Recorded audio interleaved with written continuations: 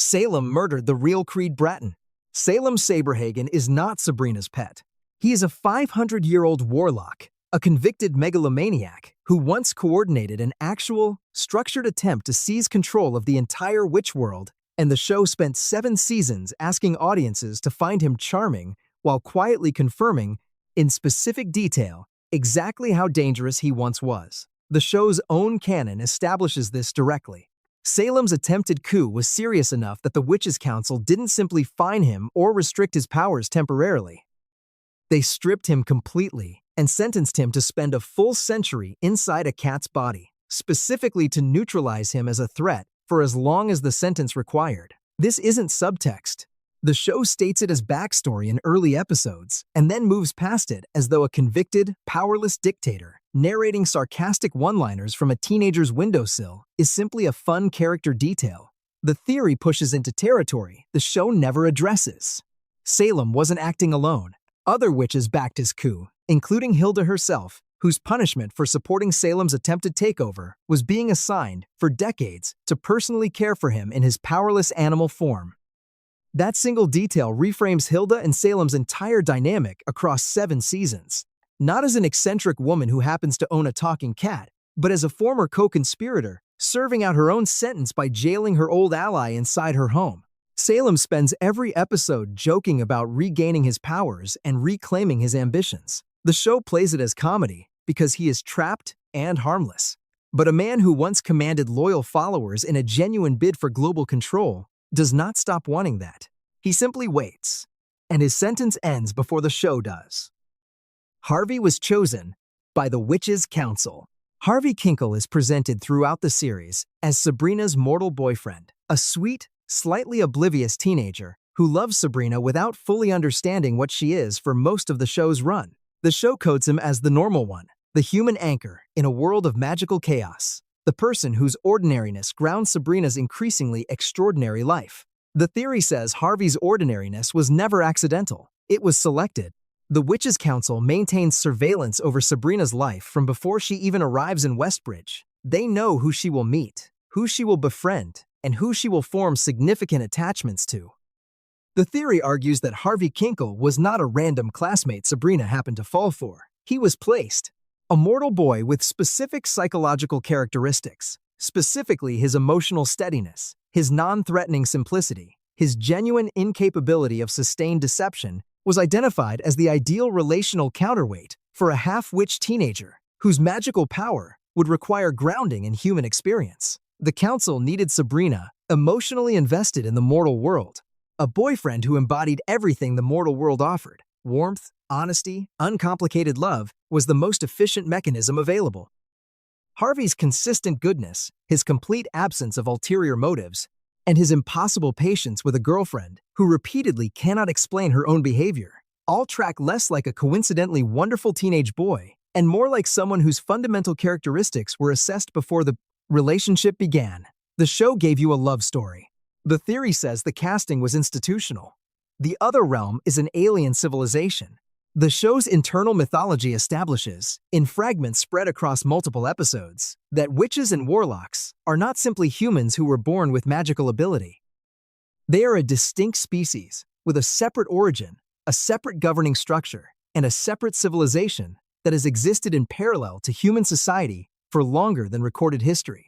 The ants reference their people's origins in conversations. The show never expands into full explanations, dropping the detail and moving on before the audience can sit with the implication. The other realm, the magical dimension the Spellmans travel to throughout the series, is not framed as a spiritual plane or a supernatural afterlife. It is framed as an actual physical location with geography, governance, commerce, and a legal system sophisticated enough to conduct complex criminal trials and enforce century-long sentences. The theory takes these confirmed canonical details and runs them to their logical, unsettling conclusion. If witches are a species that arrived from elsewhere, capable of interbreeding with humans, possessing technology so advanced it is indistinguishable from magic to the people around them, operating a parallel government with enforcement capabilities that exceed anything human institutions can match, they are not supernatural beings in the traditional sense. They are an embedded extraterrestrial civilization, walking among an unsuspecting human population, occasionally revealing fragments of an entire hidden society with its own laws and its own punitive system. Sabrina spends the show learning spells. The theory says she is learning to operate within the social and political structure of a species most humans don't even know shares the planet with them. Zelda has been running a surveillance operation. Zelda Spellman is established throughout the series as the intellectual anchor of the Spellman household, the sister whose scientific background, organizational precision, and deep investment in institutional compliance make her the most reliably rule-following adult in Sabrina's immediate environment. She is the one who knows the Witches' Council's regulations in detail, who anticipates their concerns before they are raised, and who consistently pushes Sabrina toward compliance with rules, whose rationale is never fully explained to either Sabrina or the audience. The theory says Zelda's encyclopedic knowledge of council regulations isn't simply the result of personal diligence. It is the result of a formal relationship with the council that the show never explicitly discloses. Zelda is an informant. Her assignment to Sabrina's household, which the show presents as family obligation, was arranged specifically because the council needed someone inside the Spellman home capable of reporting on Sabrina's development, her magical progress, her mortal relationships, and any potential risk she might represent as a half-witch reaching full power without proper supervision. Zelda's constant monitoring of Sabrina's behavior, her detailed knowledge of which rules apply to which situations, her immediate awareness of when Sabrina has violated council policy, all of it makes considerably more sense as professional obligation than personal investment. She loves Sabrina. The theory doesn't dispute that, but the theory says loving Sabrina and reporting on her were never mutually exclusive, and Zelda found a way to do both without ever needing to choose between them. Libby knew about magic the whole time. Libby Chesler is the show's primary human antagonist, the popular girl whose cruelty towards Sabrina generates the social friction that drives most of the show's high school comedy. She is established as oblivious to the magical dimension of Sabrina's life, a mortal who simply sees Sabrina as competition and treats her with casual, sustained cruelty for reasons the show codes as petty status, anxiety. The theory built around Libby's behavior across her seasons in the show says her cruelty towards Sabrina was never random. It was specifically, consistently targeted in ways that only make sense if Libby had at minimum a suspicion, and at maximum a confirmed awareness, that Sabrina was not an ordinary teenager. Libby's attacks on Sabrina are persistently focused on exactly the categories of difference that would separate a witch from a mortal. She targets Sabrina's family as strange. She targets Sabrina's domestic life as abnormal. She targets Sabrina's apparent ability to navigate situations that should destroy her as something suspicious rather than lucky.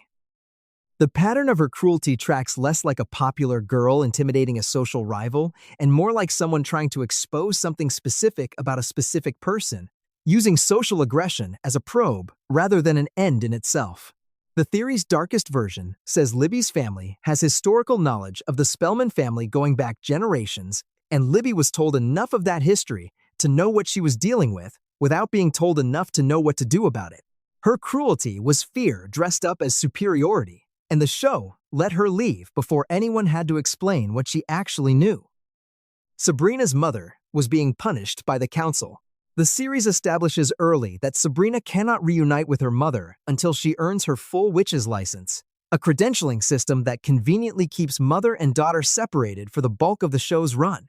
The show presents this as a necessary procedural requirement, a rule that exists for reasons never fully explained, but that the family accepts without sustained protest. The theory examines what actually happens when mother and daughter attempt contact outside the sanctioned boundaries and finds something the show treats as a plot beat rather than the institutional horror it actually represents. Sabrina's mother, for the offense of attempting to see her own child before the official separation period ends, is magically transformed into an inanimate object. A mother is punished for the act of trying to reach her daughter. The punishment is delivered by the same governing body the show otherwise presents as basically benevolent. The theory says this detail, buried inside a mid-series plot development and resolved without extended moral examination, reveals something the show was never quite willing to fully confront about the world it was building. A government that transforms mothers into objects for unauthorized contact with their own children is not a quirky bureaucracy with occasionally inconvenient rules. It is an authoritarian structure operating with enforcement capabilities that no member of the Spellman family has ever meaningfully challenged. Sabrina accepts the separation without sustained protest because she was raised inside a system that normalized this level of control over family relationships from before she was old enough to question it. The show gave you a family comedy. The theory says the family was always living under something considerably darker than a linen closet portal to a magical dimension. Hilda was the council's most dangerous member. Hilda Spellman is established throughout the show as the fun aunt, the less academically serious sister, the one whose emotional warmth and personal chaos provide comedic contrast against Zelda's rigidity. She is consistently underestimated by everyone around her, including the audience, and the show encourages this underestimation by coding her as lovable and flighty, and only occasionally capable. The theory tracks what Hilda has actually done and survived across centuries of documented witch history, and finds a portrait considerably more formidable than the fun aunt framing suggests. Hilda participated in Salem's attempted global coup, not as a minor supporter, but as an active enough participant that the Witches' Council sentenced her to an extended punishment involving personal supervision of the conspirator she helped. A governing body does not assign someone to guard a convicted megalomaniac unless they assess that person as capable of the task. Hilda has been killed and resurrected multiple times across the show's run, events she treats with a casualness that indicates not just magical resilience, but a specific, practiced relationship with death that centuries of experience produces. She has survived things the show stages as comedy that would destroy most beings. Her emotional openness, her apparent vulnerability, her tendency to fall for inappropriate romantic partners, all of it functions as the most effective possible cover for someone who the council assessed as dangerous enough to co-opt rather than punish the way they punished Salem. Hilda wasn't assigned to guard Salem as punishment. She was assigned because she was the only person the council trusted to actually hold him. The Witches' Council is an authoritarian government. The Witches' Council governs the entire witch world throughout the series, issues judgments, enforces separations, metes out punishments that include permanent species transformation and century-long imprisonment, and is presented by the show as basically legitimate, occasionally inconvenient, but fundamentally operating in the interest of a community it genuinely serves. The theory refuses this framing and examines what the council actually does across the show's run, rather than how the show's characters talk about it. It transforms dissidents into animals and objects with no apparent due process. It separates families for years based on classifications the affected parties have no meaningful ability to challenge. It enforces rules whose rationale is almost never provided to the people subject to them. It operates a surveillance network capable of monitoring individual witches across both the other realm and the mortal world in real time. It conducts trials without independent legal representation for defendants, and its members, when they appear on screen, consistently demonstrate a level of comfort with exercising absolute authority over other beings' lives, bodies, and family relationships that should be disturbing regardless of how the laugh track frames it. Sabrina spends 7 seasons chafing against specific rulings that personally inconvenience her, while accepting the council's fundamental legitimacy without question. The theory says the show built an authoritarian governing structure at the center of its magical world, and then asked its young audience to accept that structure as normal, because everyone the audience was meant to sympathize with had already accepted it too. The most radical thing the show could have done was give Sabrina the question it never let her ask: whether the system she was born into deserved her compliance at all. The Spellman house exists between dimensions. The Spellman household operates on spatial logic that should not be possible for a conventional residential property in Westbridge, Massachusetts. Closets open into other realms. Rooms reveal impossible dimensions. A linen closet functions as a reliable portal to a parallel magical civilization used so frequently and so casually that nobody in the household treats the experience as remarkable after the first season. The theory says this isn't simply convenient set design, or the kind of magical reality bending the show uses as a premise-establishing quirk. The house is not a normal human dwelling that happens to host witches. It was constructed, or more likely selected and modified, specifically because of its unstable relationship to conventional dimensional boundaries. Properties that sit at the intersection of multiple dimensional planes, where the barrier between the mortal world and the other realm is structurally thin rather than magically penetrated, would exhibit exactly the spatial properties the Spellman House demonstrates across 7 seasons. The linen closet doesn't work as a portal because someone enchanted it. It works because the wall it occupies sits at a place where the 2 dimensions already overlap. The theory extends this to explain why the Spellman ants specifically chose this property. They didn't move to Westbridge for Sabrina's benefit alone. They moved to a house they knew, from centuries of accumulated knowledge about dimensional geography, was already positioned at exactly the kind of boundary that makes magical practice easier, faster, and more reliably connected to the other realm than any conventionally enchanted location could be. Sabrina grew up inside a dimensional fault line and called it home. Harvey's magical immunity was always intentional. Throughout the series, Harvey Kinkle displays a specific, consistent, and the show treats as simply lucky resistance to magical accidents that should have permanent consequences for any ordinary mortal. Spells misfire around him in ways that produce less damage than they should. Memory wipes take hold and then fragment in ways that shouldn't be possible for a mortal brain without magical protection.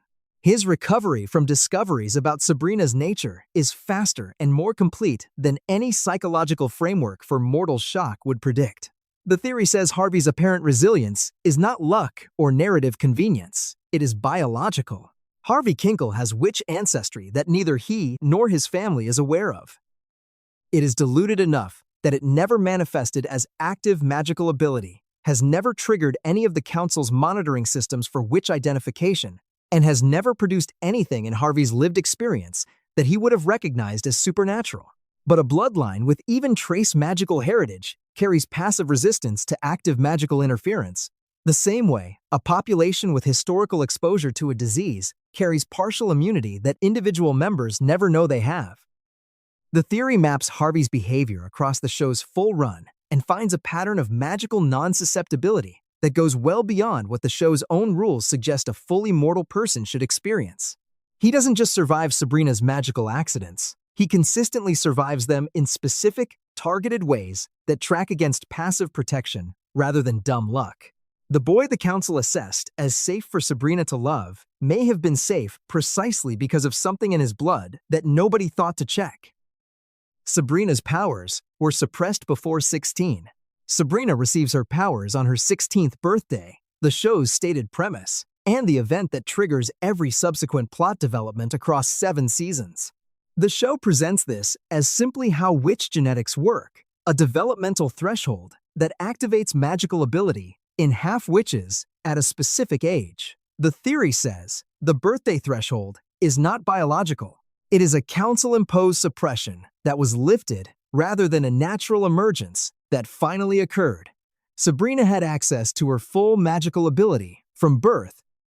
The Council, assessing the risk that a half-witch child with no magical supervision and no formal training would pose to the secrecy the entire witch community depends on, imposed a suppression at birth that held until the Council judged her environment stable enough to allow the ability to surface.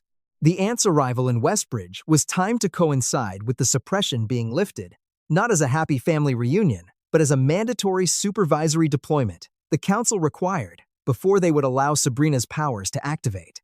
The theory explains a detail the show plants but never examines. The ants know everything. They have always known everything. Their presence in Westbridge is so precisely calibrated to Sabrina's needs, so apparently effortless in its competence despite Hilda's apparent chaos, that it reads less like family stepping up and more like a prepared team executing a deployment they had planned in advance. The birthday wasn't the beginning of Sabrina's magical life. It was the Council finally deciding she was supervised enough to be allowed to remember it. The Quizmaster was always reporting back. The Quizmaster is introduced as an authority figure whose role involves testing Sabrina on her magical knowledge and issuing the licenses that determine what level of magic she is permitted to practice. He is awkward, bureaucratic, and presented as a comic inconvenience rather than a significant power within the Council's structure. The theory says his comedic presentation is the show's most effective misdirection. A quizmaster who appears regularly in Sabrina's life, who has detailed knowledge of her magical development, who issues and withholds credentials based on assessments only he conducts, and who maintains access to her household and her personal history at a level no simple examiner would require, is not simply a testing official. He is the council's primary intelligence asset inside Sabrina's domestic environment. His testing function is real, but the information he gathers during those testing sessions about Sabrina's emotional state, her mortal relationships, her attitude toward council authority, her magical tendencies and inclinations, goes somewhere beyond the licensing database. Every visit the quizmaster makes to the Spellman household is simultaneously a welfare check, a loyalty assessment, and a risk evaluation conducted by someone whose official function gives him legitimate access that no surveillance operation could otherwise justify. The show used him for comedy because his comedy function was the perfect cover. A nervous, slightly pathetic examiner who everyone in the household finds mildly embarrassing is the last person anyone monitors for what he is actually there to do. The real Sabrina died before the show began. Sabrina Spellman arrives in Westbridge as a 16-year-old who has recently discovered she is a witch, relocated to live with aunts she apparently knows, but whose world she is encountering for the first time in any meaningful sense. The show presents her as a continuous person experiencing genuine discovery. The theory built around a single detail the show never returns to suggests something darker about the continuity of who Sabrina actually is. In the show's pilot, Sabrina's introduction to the witch world carries a specific quality of total disorientation that goes beyond the show's stated premise of simply not knowing she was a witch. She responds to information about her aunts, about Salem, about the other realm, with a blankness that occasionally feels less like ignorance and more like absence. The theory says the Sabrina who arrived in Westbridge is not the same Sabrina who was born to Diana Spellman. An incident occurred before the show begins that the council has suppressed from the family's accessible memory. The real Sabrina, a different girl with the same name and the same biological heritage, died in that incident. What the council arranged, using capabilities the show never fully maps the boundaries of, was a replacement, a reconstruction built from available magical and biological material, placed inside a household whose members were given modified memories specific enough to accept her completely. It would explain why the aunts know everything about Sabrina's capabilities, but occasionally seem to be meeting the specific person in front of them for the first time.